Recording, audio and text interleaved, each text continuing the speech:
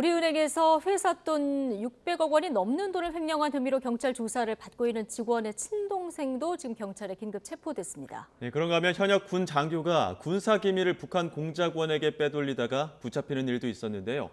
어떻게 대규모 횡령이 발생한 건지, 군 장교가 어쩌다 간첩 활동으로 구속된 건지 김성훈 변호사와 살펴보겠습니다. 어서 오십시오. 안녕하세요. 예. 대형 은행에서 직원이 614억 원을 횡령했는데 이렇게 오랫동안 몰랐다는 것, 이게 쉽게 이해는 잘 안 가는데 어쨌든 이게 우리은행이 돌려줘야 하는 계약 보증금이었다면서요. 네, 그렇습니다. 조금 전제 사실은 복잡한 부분이 있습니다만 예. 간단히 말씀드리면은 대우 일렉트로닉스 매각과 관련돼 가지고 이란에 있는 회사가 계약금으로 입금한 돈이었습니다. 예. 그다음에 이제 소위 말해서 이 계약이 무효가 되면서 계약금을 다시 돌려주게 되면서 원래는 이란으로 송금해야 하는 돈인데요. 예. 근데 지금 이란 제재가 있죠. 예. 이란 제재 때문에 송금하지 않고 묶여 있었던 돈인데 아. 이 돈을 가지고 또 투자자 국가 소송을 관련해서 이란이 대한민국 정부를 상대로 소송을 제기해서 승소를 하고 이래서 이 돈을 다시 이란으로 보내는 것이 미국 국무부의 그 제재 센터에서 예. 확인이 돼서 자 이제 그럼 돌려주자고 딱 해보니까 돈이 없는 겁니다. 그러니까 사실은 그러니까 이란 제재라는 특수 상황 때문에 묶여 있었던 돈인데 이 돈의 행방에 대해서는 사실 우리은행조차도 제대로 모르고 있었던 것이죠. 깜깜이로 관리가 돼 있었던 거군요. 그렇습니다. 예. 뭐 6년에 걸쳐서 횡령을 한 사실이 지금 드러났는데 우리은행 같은 경우에는 지금 국내 은행 중에서도 대형 은행 아닙니까? 그렇습니다. 어떻게 이렇게 큰 은행에서 이런 사실을 몰랄 수가 있는지 사각지대가 그대로 방치된 셈 아닙니까? 네, 그렇습니다. 기본적으로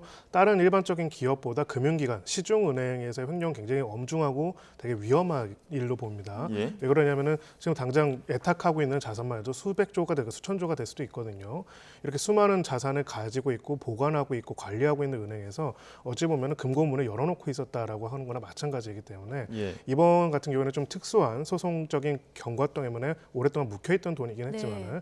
그렇다 할지라도 나머지 금액들은 어떻게 관리되고 있는 것인지 특히나 뭐 10억, 20억이 아니라 600억 가까운 돈이 그것도 한 이번 달에 혹은 올해 갑자기 이제 인출돼가지고 횡령된 게 아니라 16년 가까이 계속 이제 한 예. 거에 대해서 10년 가까이 모르다가 이제야 알게 됐다는 점에서 적극적으로 내부적인 통제, 내부적인 관리가 사실상 전무하거나 아니면 굉장히 예. 부실했던 것이 아닌가를 반증해주는 보여줄 수 있는 것이 아닌가라는 생각이 듭니다. 예.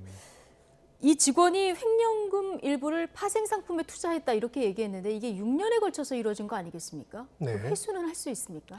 만약에 진짜 파생 상품에 투자를 했고 손실을 봤다면 굉장히 회사가 어려울 것입니다. 예. 근데 지금 최근에 이제 다른 기사들이 나온 걸로 봐서는 근데 이 진술이 거짓일 수도 있다라는 주장이 있습니다.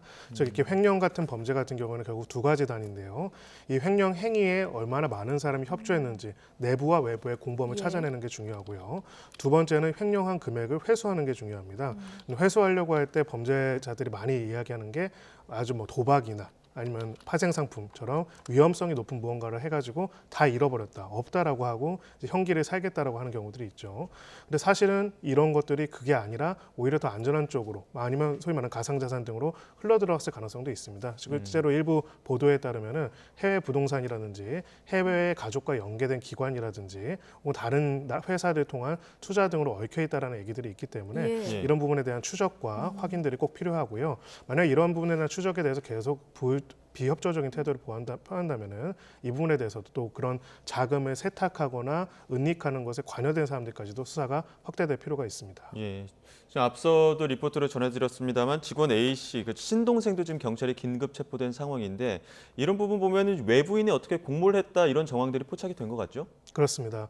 결국 이제 이 100억 원대가 넘는 횡령 같은 경우에는 내부와 외부에 보통 협조자가 반드시 있는 경우가 대부분입니다. 예. 왜냐하면 횡령을 한 다음에 이 돈을 결국 은닉하기 위해서는 여러 차례 여러 수단으로 가야 하기 때문이죠. 예. 그래서 이제 동생과 관련돼서 긴급 체포가 됐다는 것들은 기본적으로 이 진술하는 과정에 있어서 횡령되는 돈의 관리와 유통과 자금 관련된 여러 가지 행위들을 동생과 함께했다는 진술을 일부 한 것으로 보이고요. 그게 아니더라 할지라도 관련된 여러 가지 자료들을 통해서 이 횡령금에 관해서 소통한 내용들이 확인됐을 가능성이 있습니다. 그래서 결국은 이제 굉장히 장기간에 걸쳐가지고 횡령이 예. 이루어졌기 때문에 이 금액이 여러 차례, 여러 거래, 여러 당사자한테 흘러갔을 가능성이 있고요. 예. 이 부분들에 대한 말단을 어찌 보면은 은닉하거나 끊어가지고 회수가 불가능한 것처럼 이야기를 해가지고 나중에 형사적인 처벌을 받더라도 이 돈을 다시 찾아가려고 할 가능성도 있습니다. 예, 그렇기 때문에 각 과정에 있는 행위자들에 대한 엄중한 조사가 같이 이루어져야 하는 상황입니다. 예. 근데 이 동생 같은 경우는 우리은행 직원이 아니잖아요. 근데 횡령 혐의 공범으로 같이 묶일 수 있는 겁니까? 네, 그래서 똑같이 묶일 예. 수가 있고요. 이제 공동 정범이라고 합니다. 예, 소위 말해서 이 신분을 가지고 있는 횡령자, 보관자가 아니라고 할지라도 그 보관자와 공동해가지고 공모해가지고 했을 경우에도 공동 정범으로서 처벌을 받을 수가 있고요. 예. 횡령 행위 자체에 가담을 안 했다 할지라도 이런 범죄 수익들의 은닉에 도움을 준 사람들 같은 경우에는 범죄 수익 은닉에 관한 처벌에 관한 법률에 의해 가지고 또 처벌이 될 수가 있습니다. 그래서 지금 이제 이 수사가 두 가지 다 있어야 하는데요. 주범이 돈의 행방을 정확하게 알고 있을 테니까 이분에 대한 것들을 수사를 하면서 한편으로는 이 주범의 기존의 관계들 그리고 거래 관계들을 바탕으로 해가지고 여러 곳으로 흩어져 있을 가능성이 높고 여러 차례 거래를 건너갔을 수도 있는 자금의 흐름을 확인해 볼 필요가 있습니다. 지금 은행이라는 그러니까 돈을 관리하는 은행이라는 특수성도 있지 않겠습니까? 지금 이 사건으로 봤을 때는 내부 통제 부실 뭐 이런 문제들도 드러날 것 같은데 신뢰라는 면에서도 좀 타격이 클 것 같아요. 굉장히 크다고 할 수 있습니다. 기본적으로 우리 은행이 하는 가장 역할 중에 하나가 예금을 받고 예. 우리가 예금을 맡기는 곳이죠. 돈을 믿고 맡기는 곳인데 이런 일이 벌어졌다는 것은 아무래도 일반 시중 어떤 고객의 계좌는 아니라고 할지라도 내부적으로 이게 큰 금액이 어떻게 보면 횡령된 것들을 전혀 파악을 못했다는 것은 결국은 기본적인 시정 장치조차 안 되어 있었다라고 보여지는 것이고요. 그렇기 때문에 예를 들어서 지금 보도된 내용에 따르면 3년 전에 종합 감사를 했는데도 이 내용이 나타나지 네. 않았다고 합니다. 그렇다면 지금 도대체 내부적으로 어떻게 통제를 하고 있는지 그래서 이런 사고를 어떻게 다시 재발을 방지할 수 있는지를 꼭 확인을 해야 하고요. 실제로 이제 우리은행급 정도로 큰 은행에서는 사실 많지는 않았지만은 일반 은행 중에서도 몇 번 이런 것들이 발생한 적이 있었습니다. 예. 뭐 소위 말하는 특정 금전 신탁 관련해서 수천억을 뭐 횡령 비슷하게 했던 사안들도 있었고요. 그런 경우들이 몇 번 이제 이제 적발이 되고 금감원에서 대대적인 이제 감사가 이루어진 적이 있는데 이 정도 규모의 시중은행에서 이 정도 규모의 횡령은 사실은 처음이기 때문에 예. 이번에 이제 감사 결과에 따라 가지고는 이 과정이 이 내부 통제가 왜 이렇게 느슨해졌는지 아니면은 혹여라도 이 내부 통제 과정에서 다른 공범이 있는 것이 아닌지까지도 확인이 이루어질 필요가 있습니다. 예. 근데 올해 그 오스템 임플란트 직원의 횡령 사건 기억하시는 분들 꽤 네. 많을 텐데 이런 횡령 범죄 매해 꾸준히 이제 발생을 한다고 하는데 계속 그 이렇게 보도가 되고 하는데도 끊이지 않고 발생하는 이유는 어디 있을까요? 네, 결국은 이제 각 기업, 은행, 물론 이제 은행과 기업을 굳이 비교하자면은 은행이 훨씬 더 높은 수준의 보안을 가지고 있어야 하는 건데요. 계속적인 횡령 사태가 발생하는 거에는 크게 두 가지 원인이 있다고 생각을 합니다. 일단은 내부 통제가 이제 굉장히 많은 것들이 이제 전자적으로 가능해져 있기 때문에 오히려 내부 통제가 더 쉬워야 하는데 네. 오히려 그것을 이용해 가지고 굉장히 간이한 절차에 따라 가지고 큰 자금의 입출금들이 좀 더 용이해진 부분들도 또 있고요. 예. 과거에 이제 오프라인과 대면으로 이루어진 것들이 지금은 훨씬 더 간이하게 이루어진 것들도 있고 두 번째는 이제 소위 말하는 이 금액을 횡령한 다음에 이것을 위험성 높은 금액으로 투자를 하거나 아니면 가상자산 예. 등을 이용해 가지고 은닉하는 것들이 굉장히 용이해지는 부분들이 있기 때문에 예. 이 자금 담당자들이 횡령을 하더라도 이것을 통해서 높은 수익을 거두거나 이 수익을 추징을 안 당할 수 있다라는 그런 기회를 엿보게 되는 부분들도 있는 것 같습니다. 예. 그래서 이제 결과적으로는 그렇다면은 자물쇠를 더 단단하게 채우고 더 감시망을 높여놔야겠죠. 결국은 네. 이제 은행 어찌 보면 기업뿐만 아니라 은행까지도 이렇게 되어 있다는 것들은 내부적인 통제 장치, 특히나 이제 고전적인 오프라인 형태의 내부적인 통제 장치가 현재에 있어가지고 거의 제대로 작동을 못한다는 것을 보여주는 것이라고 할 수가 있습니다. 예. 다음 주제도 한번 짚어보겠습니다. 뭐 자물쇠를 단단하게 잠궈야 된다고 그랬는데 군에서도 이렇게 기밀 유출되는 사고가 있어서 현역 군 장교가 가상화폐를 대가로 받고 군 기밀을 넘겨주는 간첩 활동으로 구속이 됐습니다. 이 부분 개요부터 좀 설명을 해주시죠. 네, 이제 최근에 확인이 된 내용인데요. 간단히 말하면 북한의 해커가 이제 소위 말해서 특정한 사람을 포섭을 했고요. 그 사람을 통해 가지고 지금 이제 현역 대위의 동기, 대학 동기를 포섭해서 동기로부터 이 군인 대위를 포섭을 한 다음에 국가 기밀을 이제 군 기밀을 유출해 줄 것을 요구를 했습니다. 대가로서는 경제적인 대가로서 비트코인이 4,800만 원어치의 비트코인을 제시를 했고요. 그리고 또 다른 민간인 또한 가상투자사 대표도 이제 포섭을 해가지고 관련돼서 이 해당되는 대위 말고도 다른 군 장교들의 포섭을 요청을 했고 한 7억 원 상당의 또 비트코인을 제공을 했다고 합니다. 예. 그래서 결과적으로는 해당되는 현역 장교 A씨로 하여금 군부대 내부의 여러 가지 기밀 관련된 사항들, 최종적으로는 우리의 통합 지휘 시스템과 관련된 내용들을 해킹하고자 했고요. 해킹을 할 수 있는 어떤 장치, 그런 해킹 탭이나 이런 것들 또한 해당되는 그 대위한테 전달을 하고 또 스마트워치 중에서도 몰래 녹화가 가능한 것들을 반입을 시켜가지고 예. 여러 사실상 간첩 행위를 하도록 이제 지시를 했다라는 점에서 이제 충격적인 사건이고요. 두 가지 면에서 충격적인데 이런 간첩 행위를 했다는 것 자체, 간첩 행위의 대가로서 가상화폐를 이용했다는 거, 예. 또 무엇보다도 이 지령이 텔레그램, 뭐 커뮤니티, 사실은 얼굴도 알 수 없고 누가 할 수도 없고 정말 익명이고 아무것도 모르는데 단지 금전적인 대가만으로 지금 대한민국의 장교가 넘어갔다라는 점에 있어서 굉장히 그러니까요. 충격적이라고 할 수가 있습니다. 어떻게 이런 일이 일어났는지 참 답답한데 군인이잖아요. 그러면 군에서 조사를 받고 군에서 재판을 받고 이렇게 되는 겁니까? 네, 군형법이 적용이 되고요. 예. 지금 구체적인 행위에 따라 가지고 유출된 자료들이 국가기밀로 확인될 경우에는 군형법상 간첩죄로서 처벌을 받습니다.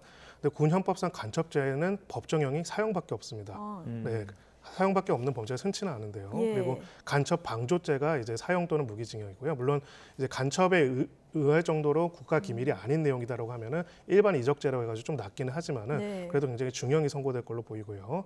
두 번째로 이제 군인이 아닌 지금 가상화폐 이제 회사 대표라든지 나머지 민간인들 같은 경우에는 그런 경우는 국가보안법이 또 적용이 돼서 국가보안법상 이제 목적 수행죄라고 해가지고 이런 경우에도 사형 무기 또 7년 이상 징역이 되고 예. 만약에 이것 또한 간첩 행위에 준하는 이제 국가기밀까지 유출을 시킨 거라고 한다면은 예. 이것도 사형 무기에 처할 수도 있습니다. 예. 예, 뭐 내용만 들어봤을 때는 상당한 정보들이 좀 빠져나간 것으로 좀 알려지고 있는데 이게 만약에 대한민국의 대위를 포섭을 하려면 이 포섭하는 과정에서 어떤 기획이 있었을 거 아닙니까? 그렇습니다. 이 지령을 전달하는 이 북한 공작원의 행방을 뭐 알 수 있는 방법은 없습니까?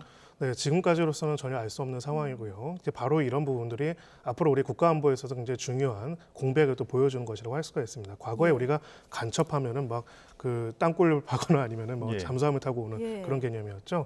이제는 온라인으로 누구나 접근을 가능할 수 있습니다. 좀 다른 얘기지만은 과거에 이제 IS라고 하는 이슬람 국가 같은 경우에도 포섭이나 이런 활동들을 텔레그램이나 트위터를 통해 가지고 소위 말해서 서방 세계에 있는 젊은이들을 자신들도 유입시키기도 했거든요. 마찬가지로 이제는 국경도 없이 얼굴도 없이 사람을 포섭하거나 거래하는 것들이 가능해졌고요. 특히나 또 그 텔레그램 같이 추적이 잘 안 되는 또 SNS뿐만이 아니라 또 예. 금액을 전달하는 거에 있어서도 가상화폐들을 이용해 가지고 추적이 불가능하게 할 수 있는 부분들이 있기 때문에 결국은 의사를 전달하는 방식 그리고 돈을 전달하는 방식 이 모든 것들이 소위 말해서 불특정하고 또 확인할 수 없고 추적하지 못하는 형태로 이루어질 수 있다는 것들을 염두에 두고 여러 가지 보안 그리고 방첩 대책을 세워야 하는 그런 상황입니다. 예. 현역 군인이 북한 해커에게 포섭된 것도 좀 이해가 어려운데, 자, 이 B 씨가 발송한 시계형 몰래카메라를 이 A 대위가 반입을 했습니다.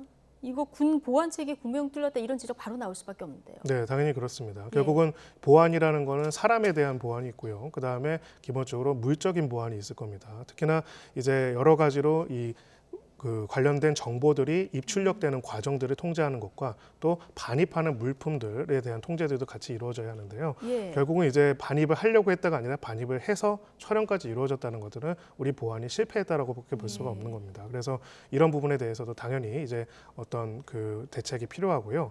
두 번째로는 이제 이런 그 물품 반입까지를 본다면은 결국은 뿌리와 소통은 온라인으로 우리가 추적하기 어려운 온라인으로 이루어졌지만은 이런 것들이 가능하게 하도록 하는 오프라인 조직이 있을 가능성은 있습니다. 마치 점조직처럼 서로가 서로를 아까 말한 가상화폐 그 대표랑 이 대위는 서로 저를 모른다고는 했지만은 그렇다 하더라도 이런 것들을 물적으로 가능하게 해주는 조직을 또 별도로 당시 그 해커 혹은 간첩이 가동하고 있을 가능성도 있기 때문에 이 사건을 바탕으로 해가지고 추가적인 수사를 통해 가지고 어떤 조직, 어떤 인물들이 이런 내용들을 관여하고 있는지까지도 꼭 확인해 볼 필요가 있습니다. 그러니까 민간인이 대위에게 전달한 시계형 몰래카메라 이런 것들이 어디서 흘러왔는지 그렇습니다. 그런 것들 때문에도 공고한 가능성이 있다고 보시는 건데 그렇습니다. 재발 방지를 위해서는 어떤 대책들이 좀 필요하겠습니까?